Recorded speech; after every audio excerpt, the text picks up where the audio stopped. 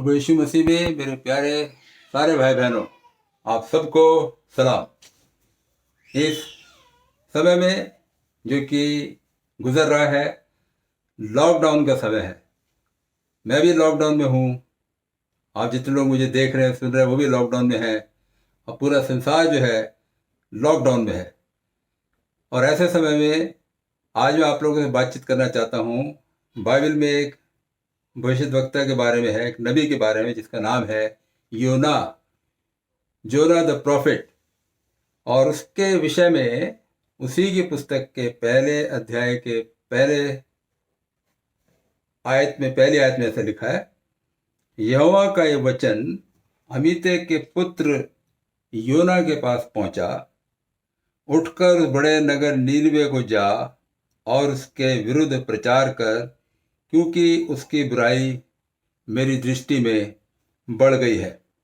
परंतु योना यहोवा के सामने से तरशीश को भाग जाने के लिए उठा और यापो नगर को जाकर तरशीश जाने वाला एक जहाज पाया और भाड़ा देकर उस पर चढ़ गया कि उनके साथ होकर यहोवा के सम्मुख से तरशीश को चला जाए।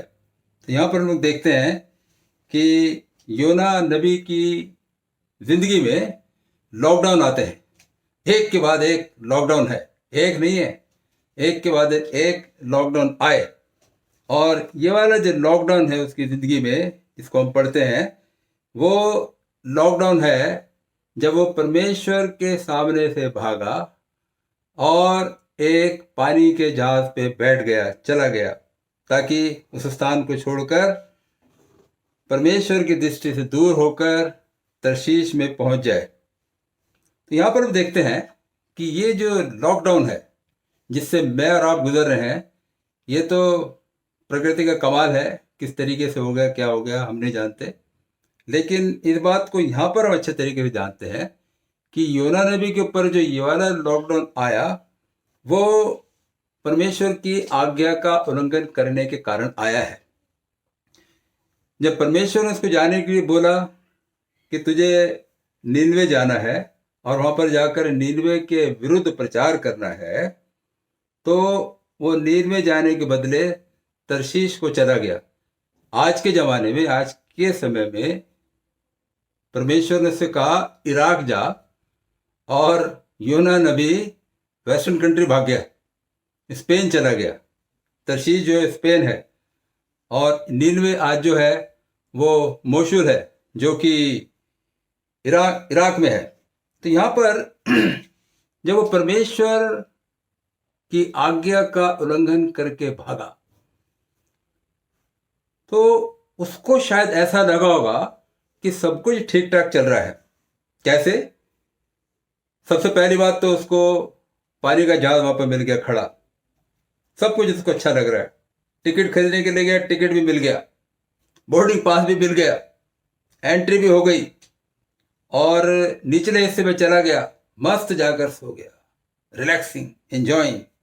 शायद वो सोचा था कि परमेश्वर की इच्छा है, ये सब कुछ ठीक से चल रहा है, मस्त जाकर सो गया। लेकिन जब वहां पर आंधी आई और जहाज डूबने लगा और भूमध्य सागर में जबरदस्त तरीके से लहरें उठने लगी, ये अभी भी मस्त तरीके से सोया हुआ है। और जो मल्लाह लोग थे उन्होंने पता लगाया चिट्ठी डाल के, तो चिट्ठी योना के नाम पर निकली। अब क्या हुआ? अब इमिग्रेशन चेक शुरू हुआ। अब उसको अपना नाम सब कुछ बताना पड़ा, क्योंकि वो लोग उससे पूछ रहे थे। यहाँ पर लिखा है, जब उसे ये विपत्ति उनके ऊपर आई तो उससे ये पूछा जाकर कि तेरा प्रोफेशन क्या है, तू कहाँ से आया है, तू किस देश का है, तू किस जाति का है। Immigration check, what is your profession, origin of, तेरी कंट्री का ओरिजिन क्या है, country of origin, what is your race, तेरी रेस क्या है, जात क्या है। और पता आपको, योना नबी ने ये कोई भी बात उसको नहीं बताई, एक ही बात बोली। उसने बोला, मैं इब्री हूं, इब्रानी हूं, स्वर्ग का परमेश्वर यहोवा जिसने जल स्थल दोनों को बनाया है, उसी का डर मानता हूं।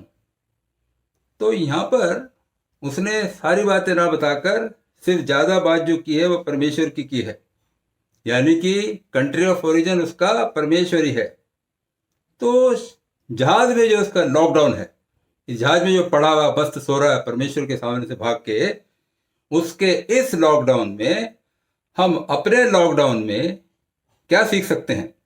पहली बात ये कि योना की तरह हम भी जबरदस्ती अपने आप को किसी लॉकडाउन की स्थिति में ना डालें। हम अपने आप को लॉकडाउन की स्थिति में डाल सकते हैं यदि योना नबी की तरह हम परमेश्वर की आज्ञा का पालन नहीं करेंगे। दूसरी बात, कभी कभी जब हमें अच्छा लगने लगे कि सब कुछ अच्छा है और सब कुछ क्योंकि अच्छा चल रहा है, तो शायद ये परमेश्वर की इच्छा है।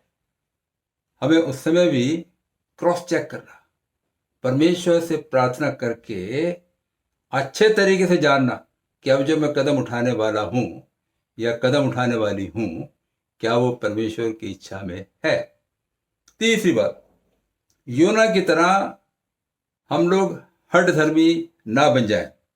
यहां पर उसने कहा मैं इब्री हूं, स्वर्ग और परमेश्वर जिसने जल स्थल दोनों को बनाया उसी का डर मानता हूं, मैं खुदा का खौफ रखता हूं, मैं परमेश्वर का डर मानता हूं। अगर परमेश्वर का डर मानता तो आज्ञा पालन क्यों नहीं किया ना? परमेश्वर ने जब तुझे बोला नीनवे जाने के लिए तो नीनवे जाना था, नीनवे नहीं गया, तरशीश भाग गया। और हम यहाँ पर लोगों के सामने खड़े होके इमिग्रेशन चेक हो रहा तो बोल रहा मैं परमेश्वर का डर मानता हूं। तो हम भी इस चीज को याद रखें कि अब जब ये क्लेम करें कि हम परमेश्वर का डर मानते हैं, जीवित परमेश्वर के बेटे और बेटियां हैं, तो हमें आज्ञा पालन करने के द्वारा इस बात को सब लोगों को बताना है। हम लॉकडाउन में, इस वक्त सारी दुनिया लॉकडाउन में है, और ये तो कुदरत का कमाल है या दुनिया का जंजाल है या ये राजनीतिक जाल है, मुझे पता नहीं। लेकिन एक बात को हम जानते हैं, वो ये कि हालत कैसे भी हो, हमें परमेश्वर की आज्ञा का पालन करना जरूरी है। हमारी जिंदगी का अगर कोई इराक हमारे जीवन में आ जाए, हमारी जिंदगी में कोई नींद में आए, वहां पर कहे परमेश्वर आपको जाना है, परमेश्वर की आज्ञा का पालन करना है। लॉकडाउन में है, लेकिन अगर लॉकडाउन की हालत में भी खुदा कहे कि उस जगह पर जाना है और प्रचार करना है, तो परमेश्वर ही रास्ते खोलेगा। परमेश्वर लॉकडाउन की हालत को हटाएगा। परमेश्वर आपके लिए मार्ग त्याग करेगा। मित्रों, इस बात को याद रखना, योना नबी परमेश्वर के सामने से भागा, उस जहाज के अंदर लॉकडाउन की हालत में हो गया क्योंकि उसने परमेश्वर की आज्ञा का पालन नहीं किया। परमेश्वर हमारी मदद करे। दिन तो बुरे हैं, कठिन हैं, हम एक दूसरे से अलग हैं, सब एक दूसरे से मिल जाना चाहते हैं, लेकिन नहीं हो रहा। लेकिन ऐसी लॉकडाउन की हालत में भी अगर खुदा कहे जाओ, उठो, उस जगह पर जाकर परमेश्वर के वचन का प्रचार करो, खुदा के कलाम की बशारत करो, तो जाना, डरना नहीं। परमेश्वर मुझे आशीष दे और परमेश्वर आपको भी आशीष दे। God bless you.